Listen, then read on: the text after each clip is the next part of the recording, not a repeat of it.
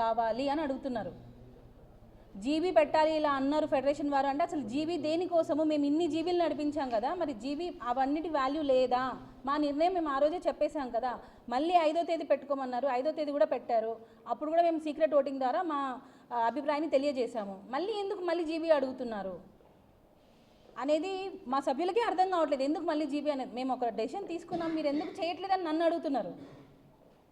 So ఇక్కడ ఏకపక్ష నిర్ణయాలు ఎక్కడా లేవండి. దయచేసి సభ్యులందరూ కలిసి తీసుకునే నిర్ణయాలే తప్ప ఎక్కడ కూడా ఏకపక్ష నిర్ణయం లేదు. మా సభ్యులందరూ కూడా, కొంతమంది ఒక 20 మంది తప్ప మిగతా వారందరూ కూడా 26వ తేదీ మాకు ఎలక్షన్స్ కావాలి అని అడుగుతున్నారు. సార్ సమావేశమే చెప్పండి. కానీ సమావేశం పిలిచామంటే ఇప్పటికి 4 ఫెడరేషన్ సారీ సార్ మాకు అవకాశం రావట్లా. ఫెడరేషన్ వాళ్ళు పిలిచిన ప్రతిసారి మేము అదే ఏమంటారంటే అవకాశం కాదు సార్. మీరు ఏమంటున్నారంటే మాకు సెన్సేషన్ కావాలి ఏమొత్తో లేదా ఫెడరేషన్తో. మా ఎమోషన్స్ అందుకే మా అవసరాలు మీరు ఎప్పుడు అడగరా, ఎప్పుడు అడగడం లేదు. అడిగితే మీకు తెలుస్తుంది రియాలిటీ ఏందనేది. ఇప్పటికి సార్ ఇప్పుడు 3 సార్లు జనరల్ వచ్చినాం. మా క్రిటికల్ పొజిషన్స్ ఉన్నా, మా పర్సనల్ వర్క్స్ ఉన్నా కూడా మాకు ఇంపార్టెంట్ అని ఇక్కడికి వచ్చినాం. ఇక్కడికి వస్తే ఏమవుతుంది? ఇప్పుడు చల్లదు ఇంకోసారి చూద్దాం, ఇప్పుడు చల్లదు ఇంకోసారి చూద్దాం. ఎన్నిసార్లు రావాలి సార్? మాకు రెస్పెక్ట్ లేదా? మా ఒపీనియన్స్కి రెస్పెక్ట్ లేదా? జనరల్ బాడీలో మెజారిటీ పీపుల్ తీసుకుంటే ప్రతి ఒక్క 24 క్రాఫ్ట్స్లో అదే ఫాలో అవుతుంది. కానీ మాకు ఏ మాత్రం రెస్పెక్ట్ ఇవ్వకుండా ఫెడరేషన్ వారు 14వ తారీఖు మీరు తీసుకున్న మెజారిటీ తీర్మానాలు చెల్లుబాటు కావు అంటే మమ్మల్ని ఎంత ఇన్సల్ట్ చేసినారు సార్. అది మాకు ఇంకేం పని లేక వచ్చాం మేము జనరల్ బాడీకి కాదు కదా. అంటే మీరు చెప్పింది తినేంత వరకు, మీరు చెప్పింది మేము చేసేంత వరకు మీకు నచ్చుతుంది, లేకపోతే నచ్చదు. దీనివల్లనా ఇది చాలా చాలా అన్ఫేర్ సార్. ఎందుకంటే వాళ్ళు చాలా నొక్కి పెడుతున్నారు ఫెడరేషన్ వారు. మాకు ఫెడరేషన్ వారి నుంచి మాకు ఏదైనా సాయం ఉందంటే మేము ఎందుకు వద్దంటాం? ఫెడరేషన్ వారు వచ్చి పెద్దరికంగా వచ్చి సమస్యను పరిష్కరించడం మేము ఎందుకు వద్దంటాం? కానీ వాళ్ళు అట్లా కాదు, పక్షపాతం చూపిస్తున్నారు సార్. నేను అనుభవించాను. నేను గతంలో జాయింట్ సెక్రటరీగా ఉన్నప్పుడు ఇదే 10 మందితో రాజీనామాలు చేపిస్తే ఇక్కడ కాదు మీ అవసరం పో అని చెప్పారు. అది నా దగ్గర రిసీవ్డ్ ఉంది. అప్పుడు నోటీసులు మాకు పంపించింది లేదు.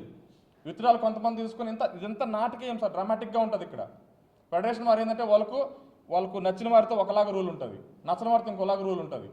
వాళ్ళకి అవసరమైతే నోటీసులు అంటారు, అవసరం లేకపోతే నోటీస్ అవసరం లేదంటారు. నాన్ కోఆపరేషన్ ఇప్పటికిప్పుడు మేము ఎవరి మీద చర్యలు తీసుకుంటే మీరు ఎలా చర్యలు తీసుకుంటారంటారు. పని ఆపితే పని ఎలా ఆపారంటారు. అదే వాళ్ళు ఆపితే రైట్ అయిపోతుంది. నోటీసులు ఓలే కావాలంటారు, నోటీసులు ఓలే వద్దంటారు. రూల్స్ ఉన్నాయని చెప్పేది వాళ్ళే, రూల్స్ లేవని చెప్పేది వాళ్ళే. మేము బైలా రూల్ ప్రకారం సార్, బైలా రూల్ ప్రకారం మేము వెళ్తున్నామంటే బైలానే లేదంటారు. సరే మీకున్న రూల్ చూపించనంటే చూపించరు. ఎవరు సార్? సారీ అదే సార్. అది ఎలా ఉంటుందంటే ఫస్ట్ ఒక ఆందోళన కలిగించేలాగా ఊరికి స్ప్రెడ్ చేస్తారు సార్. మా డాన్సర్స్ అంతా టెన్షన్ పడతారు, టెన్షన్ పడ్డాక న్యూసెన్స్ క్రియేట్ చేస్తారు. ఇప్పటికి 2 సార్లు ఎలక్షన్ మేము జరుపుకుంటామంటే చెడగొట్టే ప్రయత్నం చేశారు. ఇప్పుడు 26వ తారీఖు వాళ్ళకు వ్యతిరేకం ఎందుకు అవుతుంది సార్? మేము బైలా రూల్ ఏమున్నదో మాకు కాదు సార్. ఫెడరేషన్ కంటే కార్మిక శాఖ పెద్దదా కాదా మీరు చెప్పండి. ప్రభుత్వంతో మేము ఎలక్షన్స్ పెట్టుకుంటామంటే అది కూడా తప్పపడతారు మీరు. అంటే మీరు వచ్చి కూర్చోండి అంటే మేము కూర్చోమంటారు. సరే చెప్పండి, మేమంతా ఒక సభ్యులు నిర్ణయం తీసుకున్నామంటే అది చెల్లుబాటు కావంటారు. ఇంక ఏది మీరు చెప్పబోతున్నారు? మాకు చేతులకి సంఖ్యలు వేసి మేము ఇలాగే చెప్తాం, మీరు అలాగే పడుండని అంటారా? అయినా డాన్సర్ల డబ్బు పోతే మీది అసలు ప్రొడ్యూసర్ది కదా పోయింది, మీది కాదు కదా అంటారంటే ఎంత చాలా చాలా చాలా బాధాకర విషయం సార్. అదే మీ బయట ప్రచారం చేసుకుంటున్నారు యూనియన్కి నాన్ కోఆపరేషన్ చేసేసినామని. అదే సార్ వాళ్ళ ఇష్టం సార్. కార్యవర్గానికి వాళ్ళ ఇష్టం వచ్చింది, వాళ్ళు నచ్చినప్పుడు కార్యవర్గం మొత్తం తీసుకోమంటారు. ఇప్పుడు నచ్చలేదని మీ కార్యవర్గం మొత్తం తీసినా అంటారు. వాళ్ళ జులువేంటి సార్? నాకు అర్థం కాదు. వాళ్ళ జోక్యం ఏంటి? మా ఇంటర్నల్ ఫీలింగ్స్లో, మా అంతర్గత విషయాల్లో వాళ్ళ జోక్యం ఏంటి? వాళ్ళకున్న పరిమితులు ఏంటి? వాళ్ళకున్న పరిమితులు ఎంతవరకు ఉంటాయి సార్? ఎలక్షన్స్ కండక్ట్ చేస్తారా? వచ్చి చేయండి. ఏమన్నా మేము మిమ్మల్ని ఆశ్రయిస్తే మీరు వచ్చి పెద్దరికంగా వచ్చి సమస్యలు క్రియేట్ చేయండి.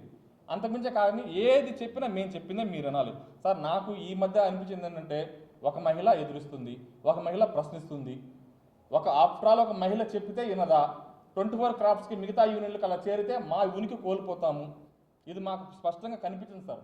పక్కా క్రాఫ్ట్స్లో మా ఉనికి కోల్పోతున్నాం అనేది ఎలాగైనా మా మీద మేము నెగ్గాలనే ప్రయత్నం ఉందే తప్ప ఇంకేం లేదు. సార్ ఇదే సార్, ఒక్క నిమిషం ఉండి. ఫెడరేషన్కి ఏం లాభం అంటున్నారు కదా సార్. ఇప్పుడు ఏ 24 క్రాఫ్ట్స్ మీద ఇంతగా ప్రెజర్ పెడుతున్నారా? వాళ్ళు ఎలక్షన్ జరుపుకోమంటారు. ఇప్పుడు మేము క్లారిటీగా మాకు ఫెడరేషన్ ద్వారా కానీ కార్మిక శాఖ ద్వారా కానీ మాకు ఎలక్షన్ జరుపుకోవచ్చని మాకు ఒకటి ఉంది. గతంలో కూడా కార్మిక శాఖ వారు వచ్చి మాకు ఎలక్షన్ జరిపించి కూడా వెళ్ళారు, ఉన్నాయి. ఇప్పుడు మీరు రండి అంటే లేదు నేను చెప్పినట్టే మీరు ఏంటంటే అయితే నేను వస్తాను లేకుంటే మీరు రాము అంటున్నారు. మా సభ్యులంతా ఏమంటున్నారు, ఎందుకు ప్రతిసారి వాళ్ళని తీసుకొచ్చి ఆ ప్రస్తావన తీసుకొస్తున్నారు అంటారు. ఇప్పుడు ఎవరైతే ఓడిపోతున్నారో, గతంలో ఎవరు ఓడిపోయినారు, ఈ జోసఫ్ అనే వ్యక్తి ఓడిపోయాడు, ఆయనకి ఏం టార్గెట్ ఉంటుంది, బురదల్లే ప్రయత్నం చేస్తూనే ఉండాలి, నిరంతరం చేస్తూనే ఉండాలి. అందుకే సోషల్ మీడియాకి ఎక్కాడు, మా అంతర్గత విషయాలను లేనిపోని వీడియోలు వినిపించి ఇది వినండి ఇదేనండి లేనిపోనివన్నీ సృష్టిస్తున్నాడు. అన్ని అసత్య ప్రచారాలు ఇవి. మాకంటూ కొన్ని ఇంటర్నల్స్ ఉంటాయి, కొన్ని రూల్స్ ఉంటాయి, వాటికి లోపడి మేము అడ్మినిస్ట్రేషన్ కొనసాగించుకోవాలా.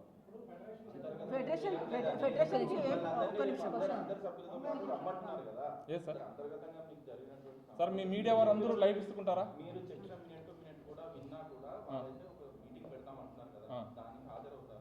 దాని హాజరు ఎందుకు? సార్ ఇప్పుడు ఎన్ని మీటింగ్స్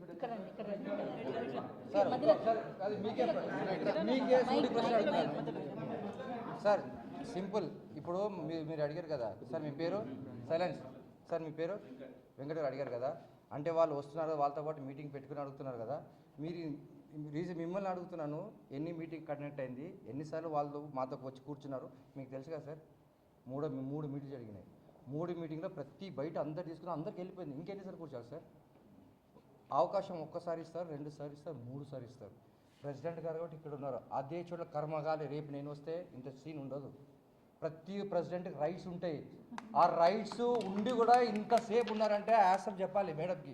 చరిత్ర చూసుకొని 23 క్రాఫ్ట్లో ఈ ప్రాబ్లం ఎప్పుడైనా వచ్చిందా, ఫేస్ చేశారా? ఒక్కటే రీజన్ ఏంటంటే, బాబు మీరు బిల్లు పెట్టండి. ఇప్పుడు మీరు కూడా పనిచేస్తారు సార్, మీ ఆఫీస్ ఉందా? ఇప్పుడు మీ కొలీగ్ మీరు షూటింగ్ ఇప్పటికి వచ్చారు, ఇక్కడ బిల్లు పెట్టమని ఎవరైనా అడిగితే మీరు రివర్స్ అవుతారా? అడిగింది కరెక్ట్ అంటారా? మీరు చెప్పండి. నేను మిమ్మల్ని రైట్ పొజిషన్ అడుగుతున్నా. ఇప్పుడు మీరు ఆఫీస్కి వెళ్తారు, ఇవాళ ఎంత ఖర్చు అయింది, బిల్లు పెట్టమని మిమ్మల్ని అడిగారు, మీరు పెడతారా పెట్టరా? పెడితే తప్ప, అడిగితే తప్ప. చరిత్రలో ఇప్పటివరకు జరగలేదు అలా. మేడం వచ్చి అడిగింది కాబట్టి. నేను గతంలో కమిటీ మెంబర్ ఉన్నాను, జాయింట్ సెక్రటరీ వర్క్ చేశాను, ఎవ్వరు అడగలే. మేము 4 years కొట్లాడుతున్నాం, ఇలాంటిది కావాలి కావాలి కావాలని. ఏ ఒక్కరు ముందుకు రాలేదు. ఇప్పుడు ముందుకు వస్తే వెనకతో వస్తున్నారు. ఇదే కదా నేను ఆన్సర్, నాకు అర్థం కాదు. అంటే ఒక ఆడపిల్ల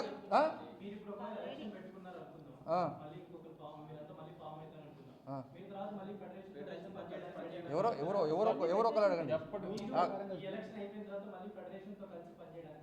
మేము ఇప్పటికే రెడీగా ఉన్నాము. ఫెడరేషన్తో అదే మిస్కమ్యూనికేషన్ అవుతున్నాయి. మేము ఫెడరేషన్తో కలిసి పడడానికి ఇప్పుడుగా 30 years నుంచి మా సంబంధాలు ఉన్నాయి. వాళ్ళు బయట దేశం కాదు, ఫారినర్ కాదు, ఇండియానే మన వాళ్ళు.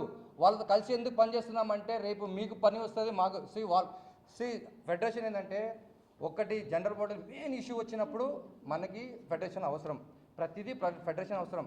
కొన్ని సార్ లా ఏం చెప్తుందంటే బయల ప్రకారం కొన్ని రూల్స్ మన హద్దులో ఉంటాయి, కొన్ని రూల్స్ హద్దు లేబర్ కమిషన్ దగ్గర ఉంటుంది. ఫెడరేషన్ కూడా లేబర్ యాక్ట్ ప్రకారం వాళ్ళతో పనిచేయాలి. లేబర్ దాటి మనం పోవద్దు.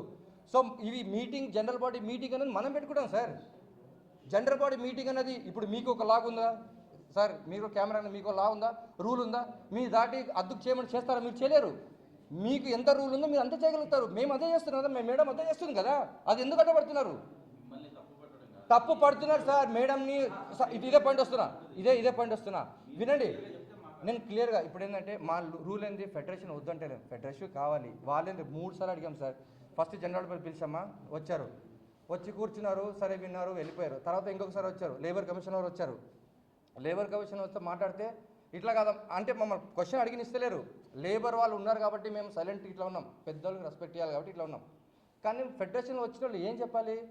వాళ్ళు ఏం జస్ట్ అబ్జర్వేషన్ లాగా ఉండాలి. వాళ్ళు వచ్చి ఏం చెప్పారంటే ఇలా కదా మీరు అలా చేస్తే ఉల్టా క్వశ్చన్ మమ్మల్ని అడిగారు. సో అక్కడ ఫైనల్గా ఏమైంది, సరే లేబర్ వాళ్ళు ఏమన్నారు, సరే ఇదంతా అయిపోయింది కదా, మేము లేబర్ వాళ్ళు ఏమన్నారు, ఫెడరేషన్ వాళ్ళని పెట్టుకొని ఇది కండక్ట్ చేసుకోమన్నారు. లేబర్ వాళ్ళు వచ్చారు, లేబర్ వాళ్ళు మన ఫెడరేషన్ వాళ్ళు ఏమంటారు అంటే మేము చెప్పింది వినాలి, టోటల్ బాడీ డిజాల్వ్ చేస్తే మేము ఉంటాము అని ఫెడరేషన్ అంటున్నారు. ఇప్పుడు ఒక సంస్థ ఉన్నప్పుడు ఫెడరేషన్ ప్రెసిడెంట్ మాట వింటారా, మన యూనియన్ ప్రెసిడెంట్ గారి మాట వింటారా, ఫెడరేషన్ మాట వింటారా, లేబర్ మాట వింటారా? రూల్ యాక్ట్ ఏమంటుంది సార్? లేబర్ మాట వినండి. లేబర్ రూల్ ప్రకారం లేబర్ మాటని వినాలి. ఫెడరేషన్ కూడా వాళ్ళ రూల్ పాటించాలి. ఫెడరేషన్ కూడా వాళ్ళ రూల్ పాటించాల్సిందే, కాదని హక్కు ఎవరికి లేదు. మన రూల్ కొన్ని ఉన్న దాటి వెళ్ళిపోయారు వాళ్ళు ఆల్రెడీ 3 సార్లు.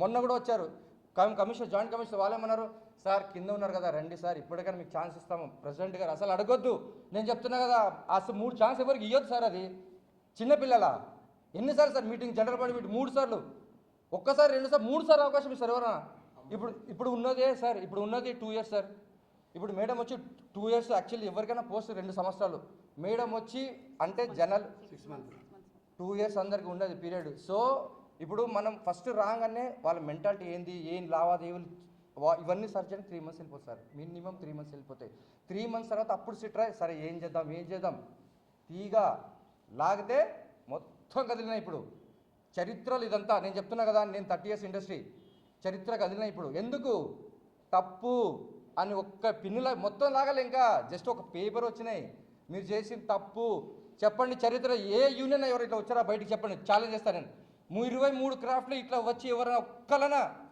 చెప్పారా మీడియా ముందు ఇప్పటికి ఛాలెంజ్ చేస్తా 23 క్రాఫ్ట్లు ఎవరు ఉన్నారో మేడం చేసిన ప్రతి ఒక్క బిల్లు పెట్టండి అప్పుడు మేడం ఏం చెప్తాం మేము వింటాం వాళ్ళతో కలిసి పని అంటే చేస్తాం ఇది ఛాలెంజ్ 23 క్రాఫ్ట్ కూడా సేమ్ బిల్ పెట్టమని చెప్పండి ఎంత పోతుంది ఎంత వస్తుంది పెట్టమని చెప్పండి